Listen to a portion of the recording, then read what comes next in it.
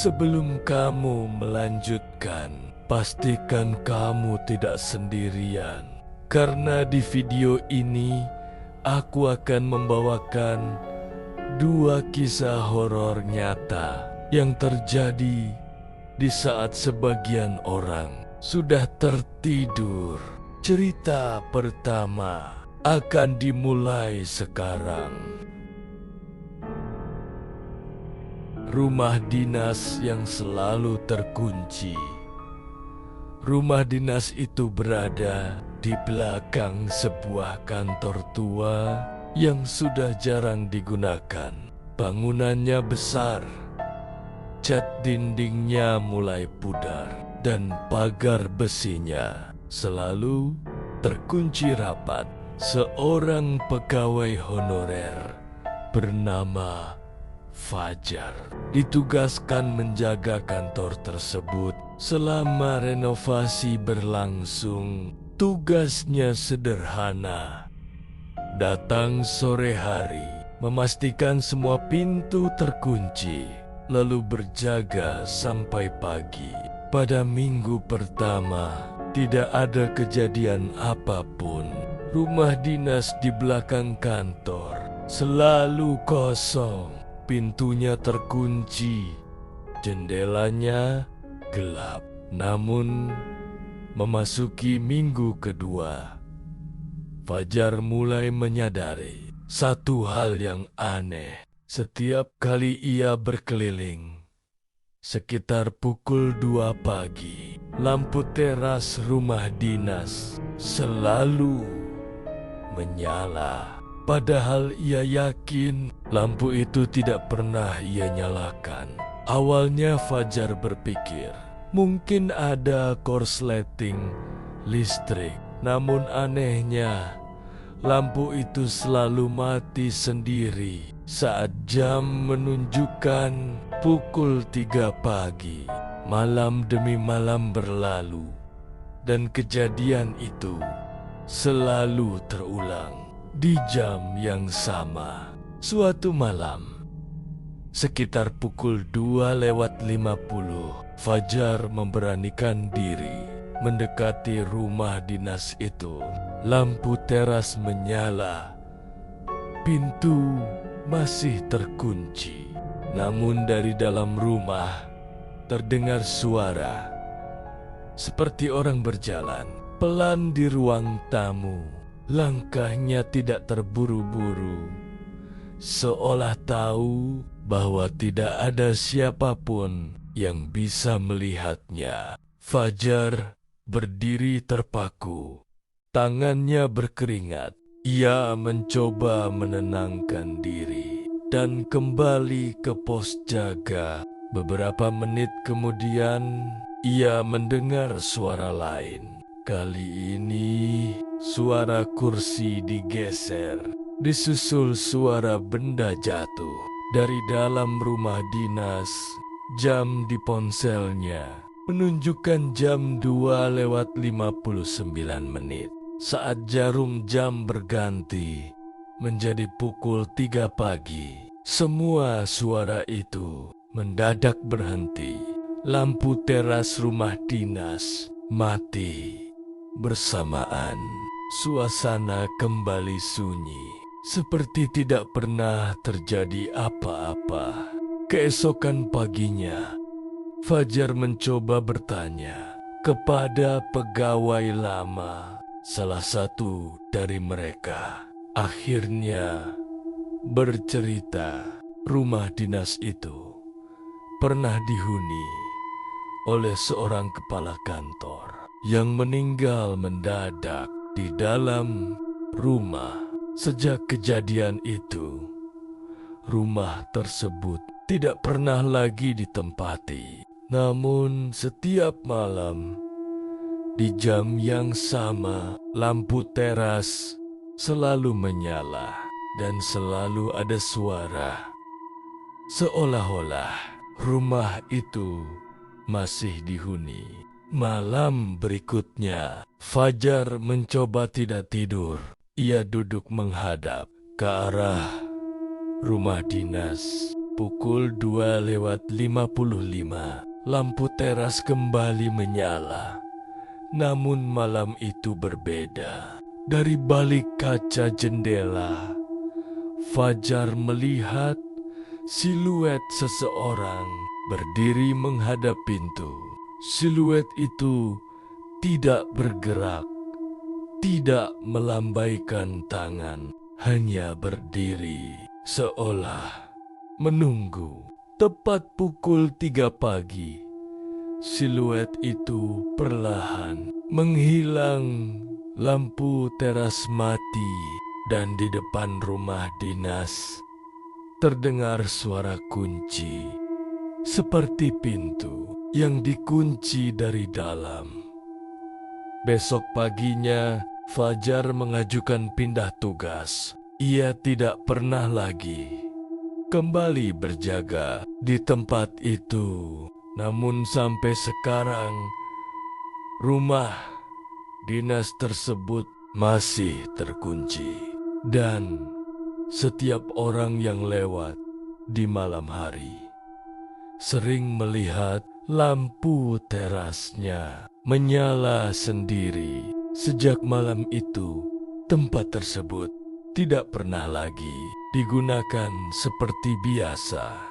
Beberapa orang memilih menjauh, beberapa lainnya berpura-pura tidak tahu apa-apa. Namun kejadian aneh seperti ini tidak hanya terjadi di satu tempat saja, di lokasi yang berbeda, dengan waktu yang hampir sama. Ada seseorang yang juga mengalami hal serupa, dan cerita berikut ini terjadi di sebuah gedung lama yang menyimpan sesuatu yang seharusnya tidak pernah dibuka.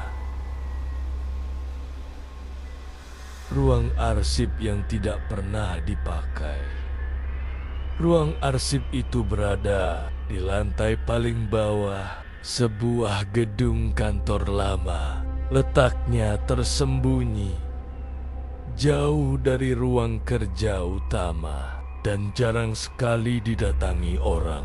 Seorang staf administrasi bernama Yoga ditugaskan merapikan dokumen-dokumen lama yang sudah menumpuk bertahun-tahun.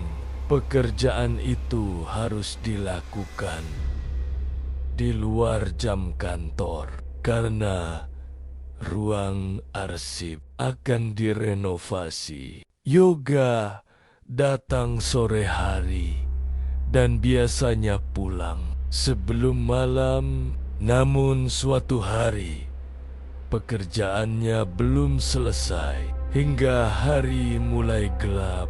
Sekitar pukul 9 malam, gedung kantor sudah kosong.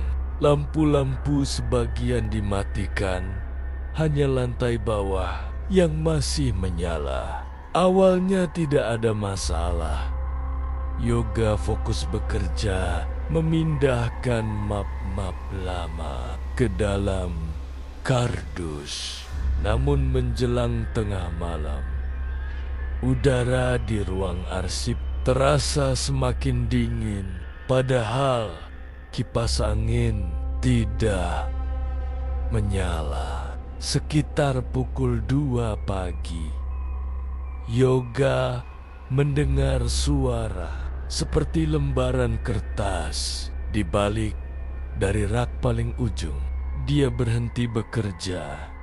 Suara itu terdengar lagi, pelan, teratur. Yoga berpikir mungkin ada tikus, namun suara itu tidak terdengar seperti hewan bergerak, lebih seperti seseorang yang sedang mencari sesuatu. Yoga berdiri dan mendekati rak tersebut. Rak itu penuh dengan arsip lama yang berdebu tidak ada apapun yang bergerak. Yoga kembali ke meja.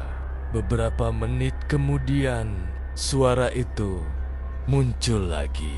Kali ini disertai suara lembaran kertas yang jatuh ke lantai.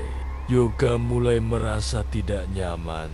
Ia melihat jam di ponselnya. 02,58. Lampu ruang arsip tiba-tiba berkedip dan tepat saat jam menunjukkan pukul 3 pagi. Lampu menyala normal, namun suasana berubah. Yoga merasa ada seseorang berdiri di belakangnya. Bukan suara, bukan bayangan, hanya perasaan. Seolah-olah ia sedang diperhatikan. Yoga tidak berani menoleh. Dari arah rak arsip terdengar suara pelan. Bukan suara orang berbicara.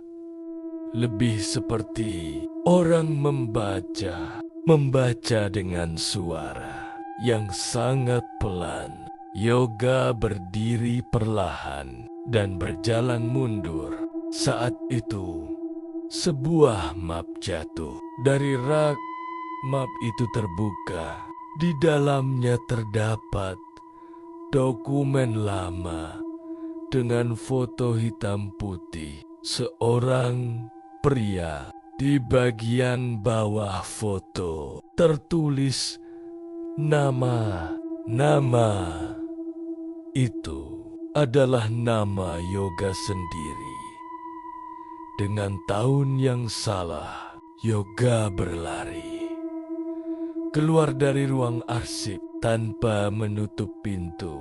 Keesokan harinya, Yoga menceritakan kejadian itu kepada pegawai senior. Wajah pegawai itu langsung berubah.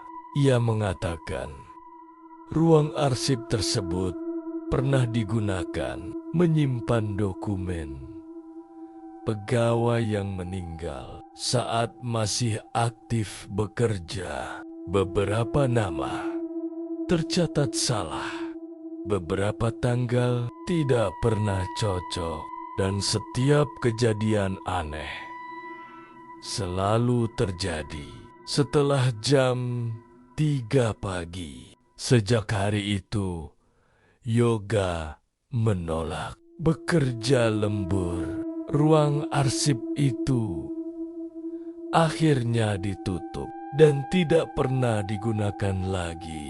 Namun sampai sekarang, setiap petugas keamanan yang melewati lantai bawah sering mendengar suara kertas dari balik pintu yang terkunci.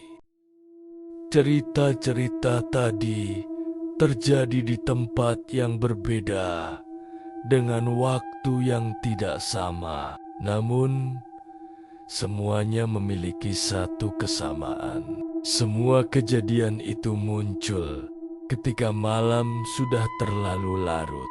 Ada tempat yang seharusnya kosong, namun tetap terasa dihuni. Ada pula ruangan yang seharusnya terkunci, namun menyimpan sesuatu yang tidak ingin dilupakan. Banyak orang mengira malam hanyalah waktu untuk beristirahat. Padahal bagi sebagian hal yang tidak terlihat, malam adalah waktu untuk menunjukkan keberadaannya. Kalau kamu pernah mengalami kejadian aneh atau horor di malam hari, ceritakan pengalamanmu di kolom komentar. Cerita kamu mungkin akan aku bacakan di video berikutnya. Terima kasih sudah menonton sampai akhir. Jangan lupa untuk like dan subscribe agar tidak ketinggalan kisah horor selanjutnya.